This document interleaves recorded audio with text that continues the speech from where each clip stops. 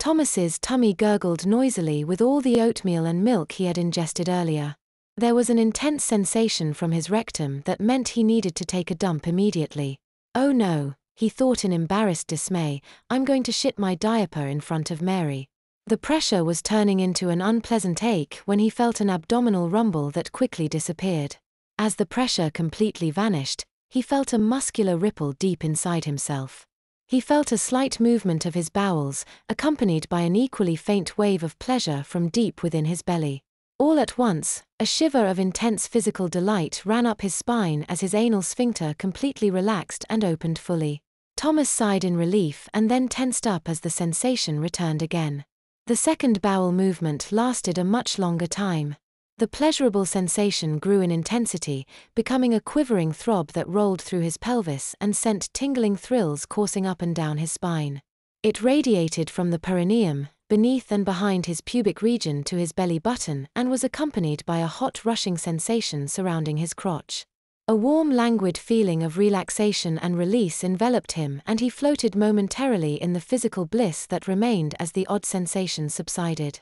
The experience dazed him and he smiled vacantly as he stood, spellbound, half-crouched and holding onto the side of the playpen.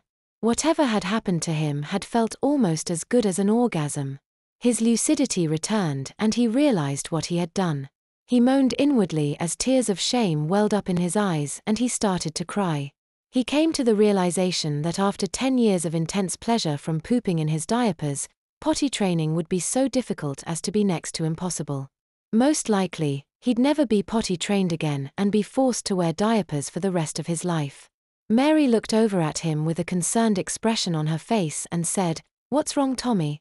She smiled at him with an expression of amused tolerance as the smell of a dirty diaper reached her and said, "Does baby need his diaper changed?" He looked up at her with tears streaming down his face. She smiled at his complete humiliation and chuckled, "Did'ms poop in his diaper?" Thomas looked at her in desperation.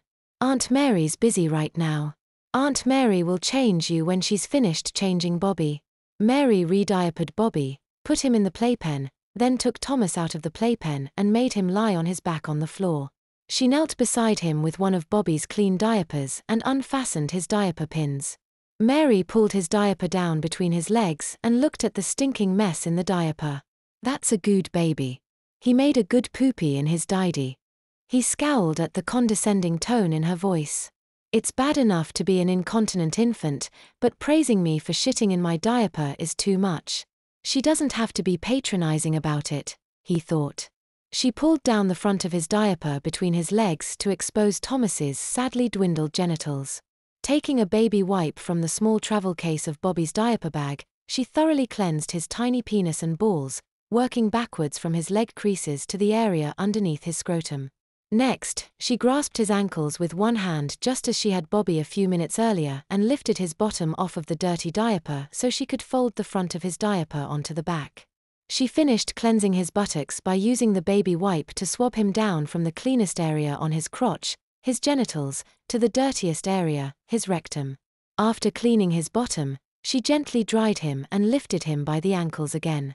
After Mary topped and tailed him, she slid one of his son's disposable diapers under his bottom and fastened the tapes firmly. Once she finished re-diapering him, Mary sat him back in his playpen and put one of Bobby's pacifiers in his mouth. Mary took Thomas's dirty diaper to the bathroom to dump its contents into the toilet. He sat sullenly and wondered how long it would be until his mother got back. The idea of his ex-wife babysitting him was embarrassing, but to have her change his diaper was humiliating.